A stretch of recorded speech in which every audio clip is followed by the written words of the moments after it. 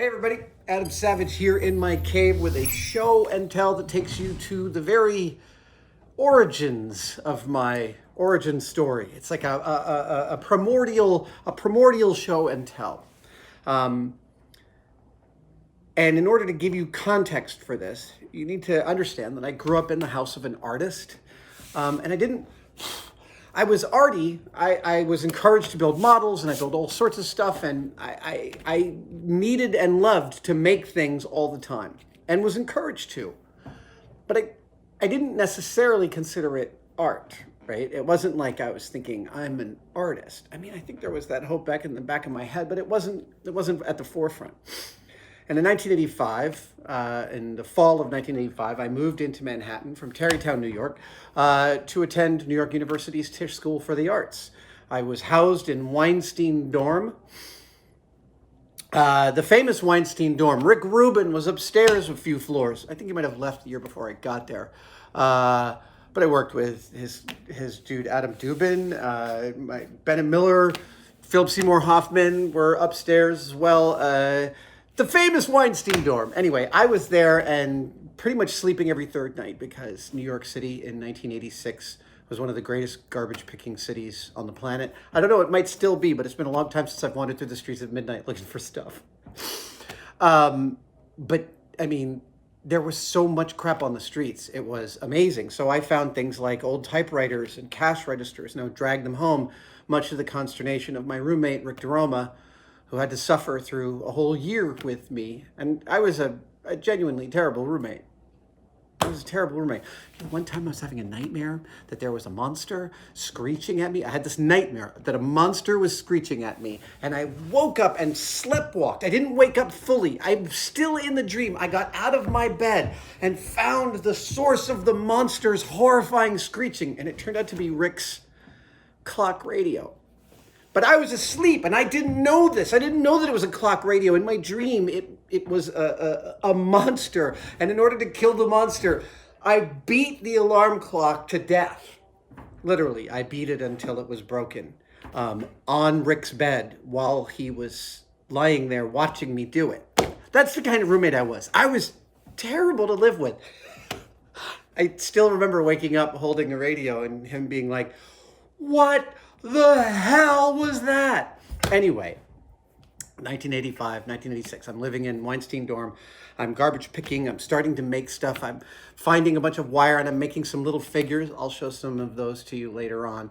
And then I had this batch of baling wire and I ended up making this hand. And I had a whole bucket full of typewriter parts and springs and stuff. And I put them together. And I made this mechanical hand. And again, it wasn't like I was thinking I was making art with a capital A by any stretch of the imagination. But, certainly I was exploring a muse, if you want to put it that way. And I very much remember my RA on, I think we're on the fourth floor. I remember our RA, Krista, like seeing this on my desk and going, "What the hell is that?" And me saying, "Oh, it's just this thing that I made." And she was like, that's amazing. That's like art with a capital A. And again, growing up with an artist, it would probably seem obvious that I would have thought about myself as an artist, but that wasn't the case. And it's hard to overstate how moving it was for me to have someone look at this thing that I had made out of a kind of a pure desire just to kind of move my hands and see something happen from them and refer to it as something they found moving. And it was like a glimpse. It was a glimpse into the possible.